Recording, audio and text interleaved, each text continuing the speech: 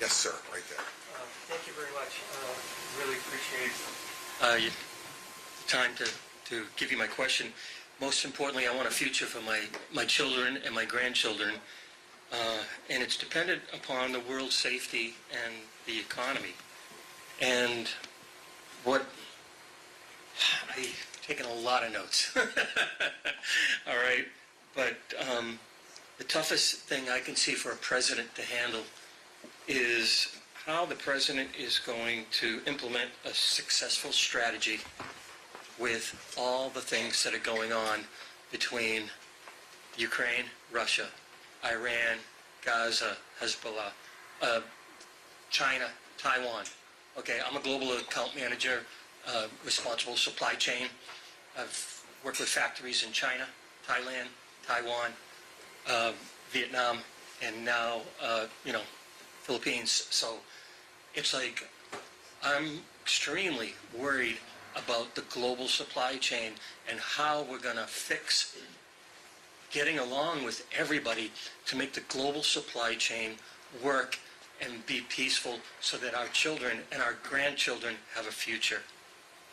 Look, it's your question absolutely points out what a lot of people in this race want to deny. That it's an interconnected world.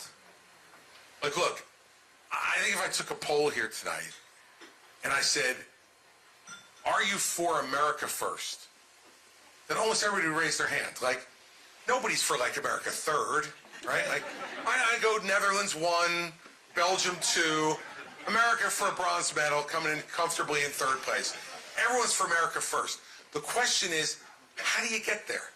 How do you keep America first? And the idea that somehow we can fill the moat and pull up the drawbridge and ignore the rest of the world as if they're not there ignores what the reality of the world we've built has become, which is a globally interconnected world where we have helped to grow our economy by interacting with other folks in the world, and they have helped to grow theirs by interacting with us. And so to do it, the only part of your question I quibble with is we don't have to get along with everybody, right? We're not going to. Like, I'm not going to get along with Vladimir Putin. He's a thug.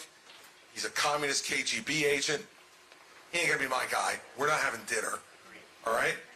But what you have to do first, I think, is to make our friendships around the world strong and unshakable. So, you talked about, gave a number of examples in Asia. So we now have great relationships with Japan, with Taiwan, with South Korea, with Vietnam. Good one with the Philippines. Good one with India, right? We have to make them understand that we are going to be their friend no matter what. That we're going to work with them to make sure that their economies are good and ours are good. First, shore up our friendships. I use Asia as an example, but the same thing could apply to our NATO allies in Europe, the G7, all the rest. We need the rest of the world, and the rest of the world needs us. And by the way, we always forget to talk about our own neighborhood. We live in the best neighborhood in the world. Despite the problems on our southern border, man, we don't wake up every morning wondering whether someone's going to invade us. I don't wake up in the morning and go, uh-oh, here comes Trudeau in Canada. They're coming. They're going to take Vermont. Maybe we should let them take Vermont. But nonetheless, we're not worried about that stuff. So we should first solidify our friendships. And that means sometimes doing difficult things to have to help them. Second, our adversaries, competitors, need to know that when we say something, we mean it, and that we don't begrudge them their growth as long as they do it fairly, as long as we're on an even playing field. So China's China. They're the second largest economy in the world. We helped get them there. And now they try to stick it to us every day. All right, we can be mad about it if we want. And there are times we should be. But what they need to understand is no more you're a growing agrarian economy that, hey, you're number 2 in the world. That means all the rules need to apply to you the same way they apply to us. And that is whether it concerns the fairness of trade, the protection of intellectual property, the climate, any of the things that people want us to do, they've got to be doing now. You want to be number two? They want to be number one. But if you're already number two, no different rules now. Okay? You're on the same playing field as all of us. And they need to know that.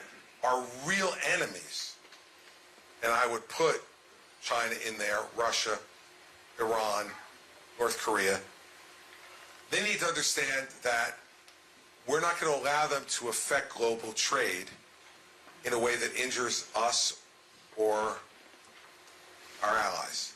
So that means we're going to have a bigger Navy. Because right now China's Navy is bigger than ours. And we cannot allow them to control the South China Sea and those shipping lanes. Because if they do, they'll stick it to us. Making islands. Right, and developing islands and putting runways on them and using them as military installations. Right? We've let that go. Obama let that go. Trump let that go. Can't let that go. We've got to tell them this is unacceptable, and if you're going to continue to do it, then we're going to start to reduce our trade with you. There are going to be penalties that are involved in it. It's complicated, but it's not hard if you're willing to be resolute about it. If you start making exceptions to every rule, then things start to get complicated and hard. But, well, of course we do. Just like the Republicans and Democrats in the House? Well, of course we do. That's why I'm saying with the Chinese, like, I don't begrudge them their growth. Let them grow. But guess what? If you want us to reduce carbon emissions in this country so that the world can benefit, we've reduced them by 1 billion tons a year every year for the last 10 years. They've increased them by 5 billion tons a year every year for the last 10 years. No. Done now. You're not growing your economy anymore from nothing to something. You're number two. You got to play by these rules too. So, yes, we did compromise with them for a long time. Allowed them to indiscriminately steal our intellectual property, indiscriminately burn coal in a way that we knew was polluting the planet.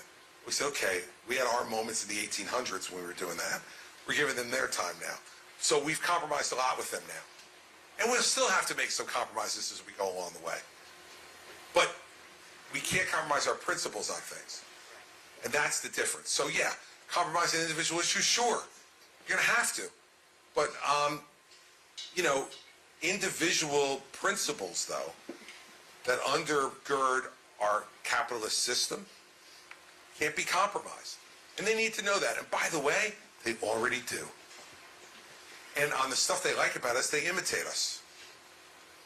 They just don't like the freedom part. That one they're against. The free speech part, the freedom of religion part, they're not too keen on that. But, People don't know anything. I have a lot of friends there, and they don't have a clue to what's going on in the world. When I tell them what's going on, they go, what? No, we never heard of it. no, They keep it super secret over there. of course. Look, that's why none of our social media companies are allowed in China. Right? That's why I would get rid of TikTok. Not because I have anything really against TikTok, except that's theirs. We let them come in here and do whatever they want, but Facebook and Instagram and X and all the rest can't go there. Well, that's what I'm talking about in terms of fairness. Okay, you want a closed society? That's fine. Then take TikTok and bring it back there. We don't want it anymore. Unless you're going to give our companies the same kind of access to your 1.4 billion people and all the rest of it that goes along with it, right? So these are issues that we got to deal with that are really important, but they're handleable if you show some consistency. You can't tariff every country in the world, because guess what? You know who winds up paying for that? We do. Because the tariffs just lead to higher prices and more inflation. That's all they do. They make everybody feel good. They make, King Kong Trump bangs his chest and says how tough he was on somebody, because he doesn't have to worry about paying for it. But people pay for it both out of their pocketbooks and with their jobs in some instances. So I think you're absolutely right that it's one of the key issues of this global problem is, and we saw it during COVID, didn't we? It got real complicated then. And that's also the last piece of it, which is there is certain stuff we now need to insource. There's certain manufacturing. Doesn't mean they can't do it anymore and we don't buy things from them. But we have to have the minimum that we need on certain things created here in this country. Because when we had a crisis like that and we didn't have protective gear and we didn't have certain drugs available to us because much of it was manufactured in China and they weren't giving it to us, we realized that we had put ourselves in a bit of a real problem. No, and we need to be a country that can mostly self-sustain. We're never going to be able to completely self-sustain, nor would we want to, because that wouldn't make us the most vibrant economy we could be. But on the necessary things that involve our national security and our health security, we should have options that we can execute. And there's a way to do that.